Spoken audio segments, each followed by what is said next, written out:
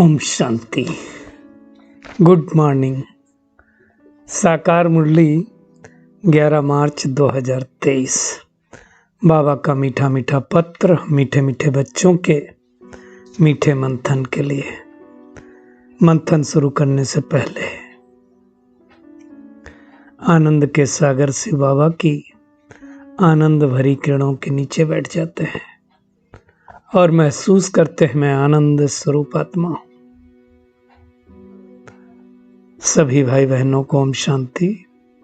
लगभग एक सप्ताह के बाद हम आप सबसे रूबरू हो रहे हैं। एक छोटा सा इस शरीर का पेपर आया था जो परमात्मा की और आपकी दुआओं के द्वारा उस पेपर को पास कर लिया और पुनः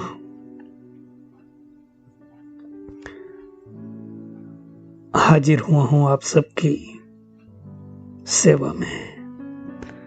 सुनते हैं आज मीठे बाबा की मीठी मुरली का मीठा मंथन। मीठे बाबा ने कहा, मीठे बच्चे, ज्ञान और योग बल से पुराने पापों के खाते को चुकता कर। दो चीजें हैं, एक ज्ञान जो परमात्मा हमें समझाते हैं, सृष्टि के आदि मध्य अंत का ज्ञान जो हर रोज परमात्मा मुरली में सुनाते हैं, खास करके साकार मुरली में। और दूसरा है योग बल। योग बल अर्थात आत्मिक स्थिति में स्थित होकर के जब मैं परमात्मा को याद करता हूं तो उसके द्वारा जो पुराने पाप के खाते हैं वो चुकता हो जाते हैं और नया पुण्य का खाता फिर हमारा जमा होता चला जाता है। जितना जितना हम याद करते ना उतना उतना चुकता होता जाता है। और जितना श्रेष्ठ कर्म करते हैं, दुआओं देते हैं, पुण्य का काम करते हैं, उतना क्या होता है, नया खाता जमा होता है। और ये करना है हमको, पुराना नष्ट भी करना है और नया भी जमा भी करना है। बाबा कहता है योग बल से एवर हेल्दी वेल्दी बनना है। हेल्थ भी मिलेगी तो वेल्थ तो मिलनी ही है। सतयुग त्रेता में तो वेल्थ की कोई कमी नहीं होती है। आज का प्रश्न है,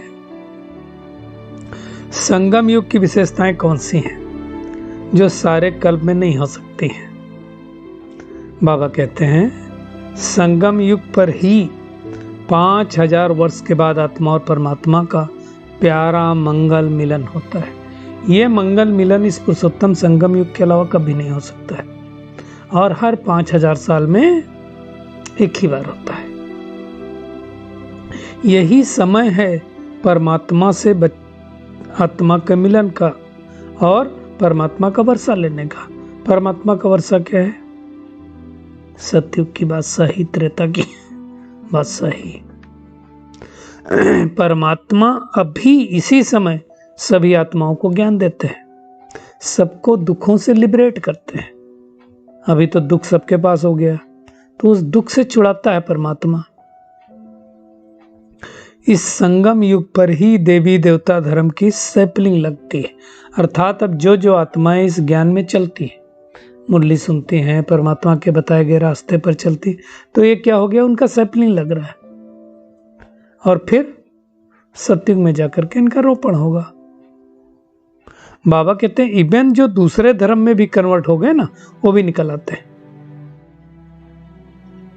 अब इस समय सृष्टि पर जितनी आत्माएं, हर एक आत्मा अपना अपना पुराना हिसाब किताब चुकता कर वापस जाने वाली है।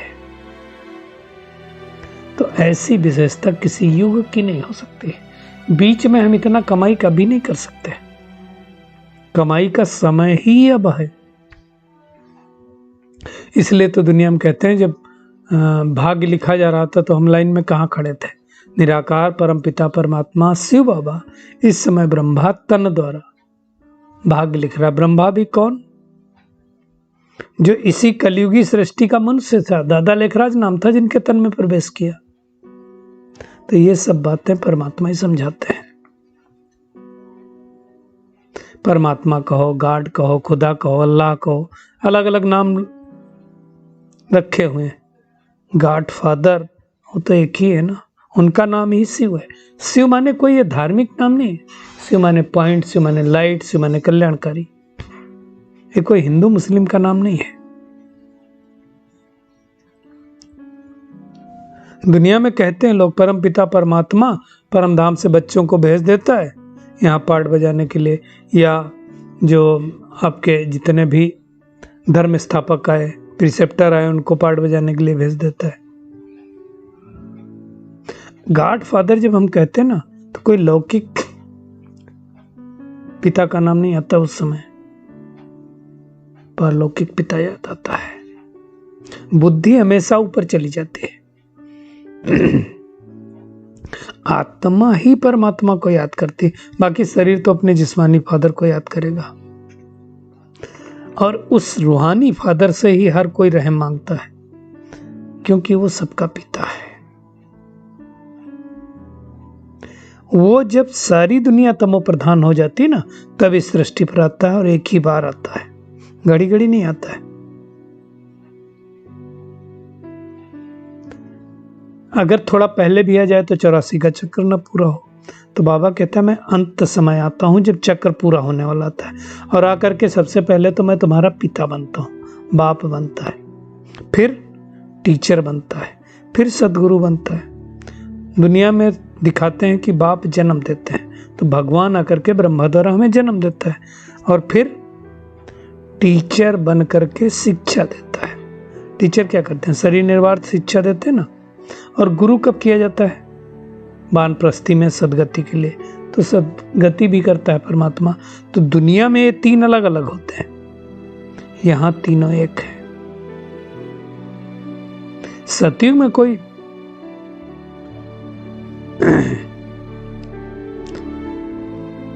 गुरु नहीं होते हैं, वहां बाप और टीचर होते हैं, लेकिन दोनों अलग अलग। टीचर तो होगा, स्कूल तो जाएंगे ना। तो ये सब बातें परमात्मा ही समय आकर के समझाते हैं। मूल वतन, सूक्ष्म वतन, स्थूल वतन का भी नॉलेज परमात्मा देता है, दूसरा कोई दे नहीं सकता, दूसरा किसी के पास ही नहीं है नॉलेज। तो बाबा कहता है इस ब्रह्मा भी ना मेरा बच्चा है, मैंने इनमें प्रवेश कर तुमको अडॉप्ट किया है, और ये ज्ञान सब धर्म वालों के लिए है। ऐसा नहीं है खाली एक धर्म वालों के लिए है। हालांकि शिक्षा सब नहीं लेंगे, जो इस धर्म के होंगे वही शिक्षा लेंगे। तो वही सत्य बाप, सत्य टीचर, सतगुरु, वो कहता है अब तुमको मुझे याद करना है। वही आकर के तो सारी सृष्टि के आदि मध्य अंत की हिस्ट्री ज्योग्राफी समझाता है।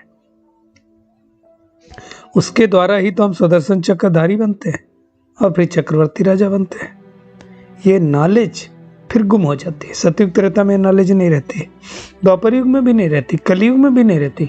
कलयुग अंत में जब परमात्मा आते हैं तो ये नॉलेज आती है। तो बाबा कहता है अब ये नाटक पूरा हुआ, वापिस जाना है और फिर से नए सिरे से पाठ बजाना है।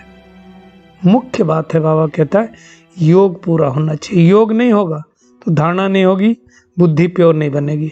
इसलिए दुनिया में भी कहा जाता है शैरनी के दूध के लिए क्या चाहिए? सोने का बर्तन चाहिए। तो सोने का बर्तन अब बना रहा है परमात्मा। तो परमात्मा के द्वारा ही हमें वर्ल्ड की हिस्ट्री ज्योग्राफी को जानना है। अब इसी समय बर्तन जो है लोहे से बन के सोने का होने वाला है ना, तो बुद्धि को प्यूरिफाई करना है। बाबा कहते हैं अगर स्वर्गवासी बनना है, स्वर्गवासी मतलब दुनिया वाला नहीं, स्वर्ग में निवास करने वाला बनना है, परमात्मा से वर्षा लेना है, तो उसको याद करो, श्रीमत पर चलो। अभी बहुत जल्दी स्वर्ग के द्वार खुलने वाले हैं, तो हमें परमात्मा को याद करने की प्रैक्टिस करनी, घड़ी घड़ी बार बार वो परमात्मा समझाता है मुझे याद करो, मुझे याद करो। दुनिया में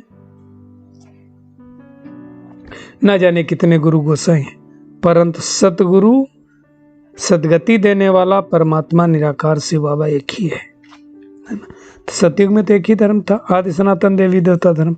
तब अनेक धर्म का विनाश करके एक सत्य धर्म की स्थापना करने का कार्य परमात्मा ही करता है, दूसरा कोई कर नहीं सकता है, दूसरा कोई राजयोग सिखला नहीं सकता है। और जिनको परमात्मा राजयोग सिखलाता है वो स्वर्ग में चले जाते हैं। बाबा कहते बाकी कलयुग का तो अंत है, महाभारी महाभारत लड़ाई सामने खड़ी है। तो अब हमें प्रैक्टिकल में अपने पापों का खाता चुकता करना है और पुण्य का खाता जमा करना है। इससे बड़ी यूनिवर्सिटी कोई नहीं। यूनिवर्सिटी विश्वविद्यालय मतलब सारी यूनिवर्स में देखो ना 140 देशों में इसीलिए चलती है। तो अभी ही हमें अपने तन मन धन से भारत को स्वर्ग बनाने की सेवा करनी है। ऊंची पढ़ाई है तो ऊंची पढ़ाई भी हमें ऊंचाई स्थिति में स्थित होकर पढ़ना, मतलब आत्मिक स्थिति बहुत ऊंची होनी चाहिए। बैठे भले हम साधारण हैं लेकिन स्थिति ऊंची होनी चाहिए, क्योंकि सतयुग में तो हम ऊंचे होने वाले हैं। गोल्डन स्पून इन माउथ होने वाला है। बाबा कहते हैं वहां महल बनाने में टाइम थोड़ी लगता है, विमानों से सोना भर भर के लाते हैं। अभी तो सोना कितना महंगा, पहले कितना सस्ता था। तो अब हमें 21 जन्मों की बात सही लेने की मेहनत करनी है। तो क्या है आज का होमवर्क? एक तो योग बल से अपने पुराने खातों को चुकता करना है और नया पुण्य का खाता जमा करना है। और परमात्मा ने जो हमें ज्ञान धन दिया है वो अनेकों को दान करना है, तभी 21 जन्मों की बात सही मिलेगी। सब कुछ भूल करके एक सत्य बाप, सत्य टीचर, सदगुरु को उसके स्वरूप से याद करना है। आज का बाबा का वरदान है, रूहानी नशे द्वारा दुख अशांति के नाम निशान को समाप्त करने वाले सर्व प्राप्ति स्वरूप भव। बाबा कहते हैं रूहानी नशे में रहना अर्थात चलते फिरते आत्मा को देखना। हर एक को क्या देखना? भ्रुकुटी के मध्य देखना है, आत्माभिमानी रहना। इस नशे में रहने से सर्व प्राप्तियों का अनुभव होता है। प्राप्ति स्वरूप रूहानी नशे में रहने वाली आत्मा के सब दुख दूर हो जाते हैं। दुख अशांति का नाम निशान भी नहीं रहता है, क्योंकि दुख और अशांति की उत्पत्ति कब होती है? अपवित्रता से। हर दुनिया में दुख क्यों है? क्योंकि सब आत्माएं अपवित्र हो गई हैं। बाबा कहते हैं जहां अपवित्रता नहीं वहां दुख अशांति कहां से आएगी। इसलिए सतयुग त्रेता कोई दुख नहीं होता, कोई शांति नहीं होती। बाबा कहते हैं जो पावन आत्माएं हैं उनके पास सुख और शांति स्वाभाविक रीति से रहती ही है। तो हमें ऐसी दुनिया में चलने की तैयारी करनी है। स्लोगन है, जो सदा की लगन में मगन है वही निर्विघ्न है। निर्विघ्न रहने का रास्ता ही है एक की याद में मगन है। चलिए परमात्मा किरणों के पीछे बैठते हैं, अनुभव करते हैं कि मैं ब्रह्मा मुख वंशावली, सच्चा सच्चा सुदर्शन चक्रधारी, एक परमात्मा की याद से अपने विकर्मों को नष्ट करने वाली, अपने पुण्य के खाते को जमा कर 21 जन्मों की बात सही लेने वाली आत्मा हूं। सत्य बाप, सत्य टीचर और सतगुरु को सच्चे दिल से याद करने वाली कोटों में कोई आत्मा हूं।